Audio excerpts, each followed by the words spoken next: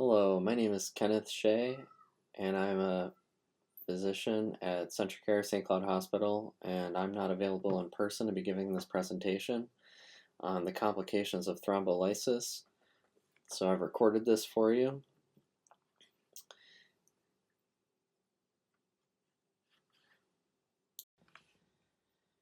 The purpose of this presentation is to give you an idea of how the medicine works for stroke therapy, what are the complications, and what are the criteria to give the medicine, and what is the process overall.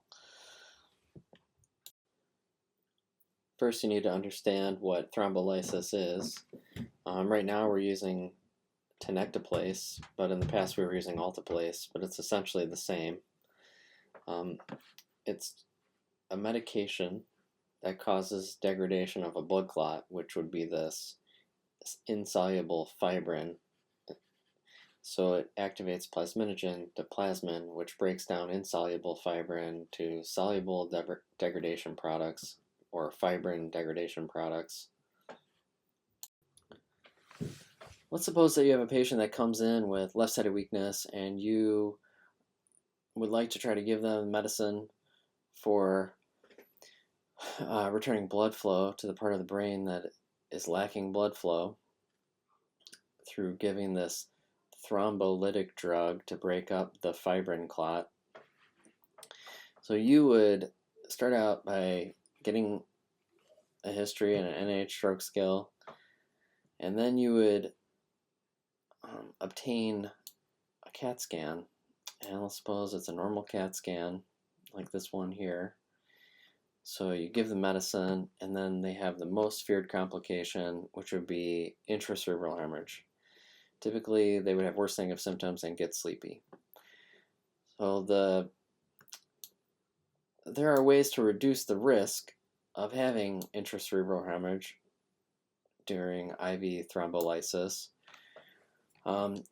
Starting with the history, you want to make sure that they don't have a history of hemorrhage in their brain with an unknown cause, or that they have any evidence of having a disorder of the weakness of the blood vessels called cerebral amyloid angiopathy. These patients frequently have hemorrhages.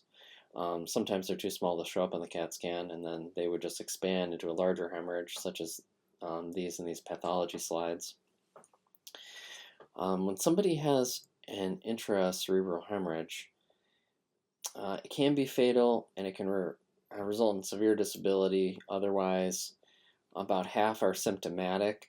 Intracerebral hemorrhage is occurring mostly, you can see here, it's occurring in this study.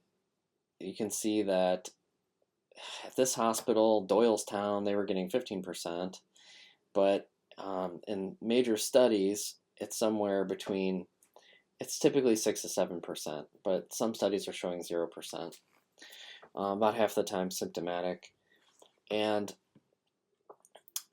you can reduce the risk of this through taking a good history and also getting the medicine early within the time window, because the blood vessels themselves have gone through less of an injury. And once it occurs, the reversal is difficult. You would be giving cryoprecipitate to return fibrinogen and then giving normal platelets, because typically patients are already on some type of antiplatelet that inhibits the platelets, although this is controversial because you're thinking that all of these platelets are getting inhibited on somebody who's already on aspirin or Plavix, for instance, as they enter the body. You're also changing your blood pressure goal.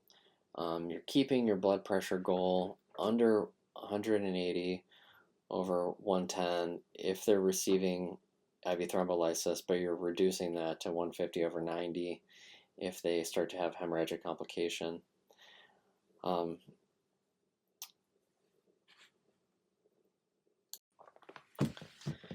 Another severe complication of IV thrombolysis would be gastrointestinal bleeding or genitourinary bleeding. I think some people have the idea that because you have a peptic ulcer, like shown in this video, that it's going to be something that's very high risk for bleeding. But unless something's actively bleeding, thrombolysis isn't going to necessarily cause something to bleed. So, although we are screening for carcinoma and we're screening for different types of lesions, such as this chart of things that could bleed, it's really more important to know if they're having dark tarry stool or blood in their stool, blood in their urine, coughing up blood. We're really looking for active sources of bleeding. So let's say somebody comes in and you look through their chart, you're trying to give them stroke medicine, and they have no hemorrhage on the CAT scan, and they have no active sources of bleeding. Sometimes you're waiting for their INR to come back if they're on any type of blood thinner. Sometimes you're just proceeding without the labs coming back, and then they get the medicine, everything's going well, until they start to mention something, a funny feeling on their lips, usually a tingling sensation, and then they start to get swelling of their lips, and this would be a classic angioedema. Mostly people are associating this with ACE inhibitors, but it will occur in a small percentage of patients with IV thrombolysis. It can lead to airway obstruction through getting laryngeal edema. That would be the picture here on the right side of a patient with laryngeal edema. Sometimes it's causing unilateral tongue edema.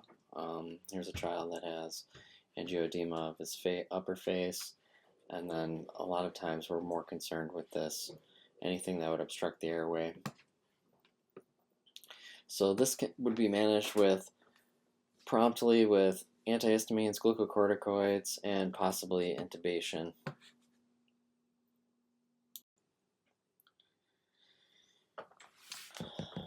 So other than having angioedema from IV thrombolysis, you can have a scenario instead where a patient would get a rash over their torso, over their chest, abdomen, usually extending through their back, and they'd start to have low blood pressure, and this would be an anaphylactic reaction. It's typically managed with antihistamines and steroids. We would usually be looking for this to happen before they leave the emergency department. Okay, so let's say a scenario where you give somebody thrombolytics and they don't get the anaphylactic reaction, so they're able to get out of the ER and they make it up to the ICU and everything's going well. They went from having left-sided weakness to now they're moving their left side, and maybe a few hours have gone by and they start to get weak on that left side again. So that could be one of two things. Either the clot could be reforming or never fully dissolved, or you could have a problem called reperfusion injury. This can result in hemorrhage due to having ischemia of the blood vessel and weakening of the blood vessel, and then a sudden return of flow into the ischemic area. So on this diagram, you can see that we have a thrombus sitting in the left middle cerebral artery, and then there would be this core of infarct where there's no blood flow, and these would be where the arteries would bleed. It would be in the same location, so you would just have return of the same symptoms. So in patients where we're having symptoms go away and then they return, then we're usually getting a CAT scan when we're called about that.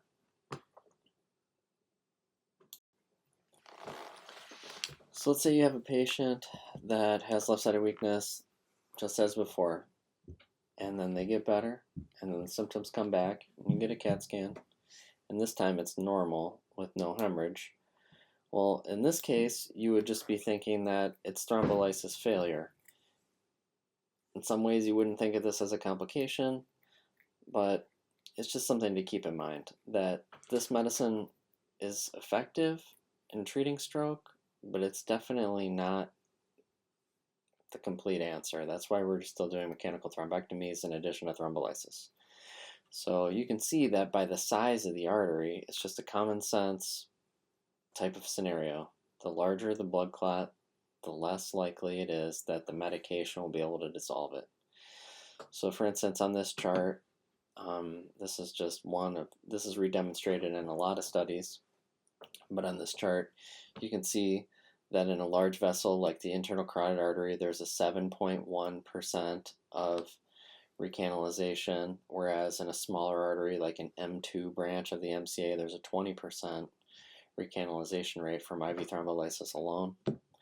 And of course, we're making that a lot higher by pursuing endovascular therapy after IV thrombolysis. Now let's say that you go through the whole process, you give somebody IV thrombolysis, they came into the emergency department, left-sided weakness, you went through the history, there were no contraindications, they were within the time window, you got the CAT scan, there's no hemorrhage, they got the medicine, they were getting better, they went to the ICU, you get the MRI, and they're still having some left-sided weakness the next day, but it's better, and it shows that they did not have an ischemic stroke at all. So then you're thinking, okay, well, what are the other possibilities here? So seizures, infections, migraine, hyperglycemia, hypoglycemia, there's psychiatric causes, encephalopathy, tumors. But it's good to know that the rate of having a symptomatic intracerebral hemorrhage when studied with giving IV thrombolysis to stroke mimics is 0. So we don't really worry about that. We just try and sort it out later. And it's really more of just to know what to do the next time they come in, because you don't want to keep giving them that medicine, putting them through hospitalization. I just want to say thank you for watching my video presentation on complications after IV thrombolysis. Hopefully you can take away some good information from this, and it helps you understand why we're asking so many questions and what questions we're asking and how we're running through the consent process really fast and what we're looking for after we give the medication. If you have any questions, please feel free to ask me anytime. Thank you.